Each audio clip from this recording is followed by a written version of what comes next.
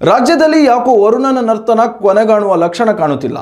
ಮೊನ್ನೆಯಷ್ಟೇ ಹವಾಮಾನ ಇಲಾಖೆ ರಾಜ್ಯದಲ್ಲಿ ಮಳೆ ಮುಕ್ತಾಯವಾಗುವ ಸುಳಿವು ನೀಡಿತ್ತು.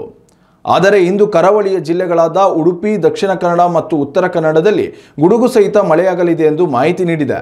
ಇನ್ನುಳಿದಂತೆ ರಾಜ್ಯದ ಹಲವು ಜಿಲ್ಲೆಗಳಲ್ಲಿ ಒಣಹವೆ ಮುಂದುವರಿಯಲಿದೆ.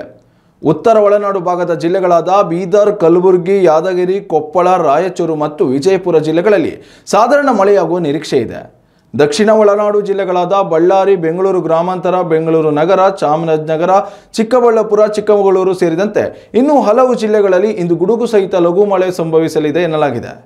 ಉತ್ತರ ಒಳನಾಡಿನ ಬಾಗಲಕೋಟೆ, ಬೆಳಗಾವಿ, ಧಾರವಾಡ, ಗದಗ, ಹಾವೇರಿ ಮತ್ತು ಕೊಪ್ಪಳ ಜಿಲ್ಲೆಗಳು ಸೇರಿದಂತೆ ಉತ್ತರ ಕನ್ನಡದಲ್ಲಿಯೂ ಒಣಹವೆ ಇರಲಿದೆ. ರಾಜ್ಯ ರಾಜಧಾನಿ ಬೆಂಗಳೂರಿನಲ್ಲಿ ಮೋಡ ಕವಿದ ವಾತಾವರಣ ಮುಂದುವರಿಯಲಿದೆ ಎಂದು ಹವಾಮಾನ ಇಲಾಖೆ ಮಾಹಿತಿ ನೀಡಿದೆ.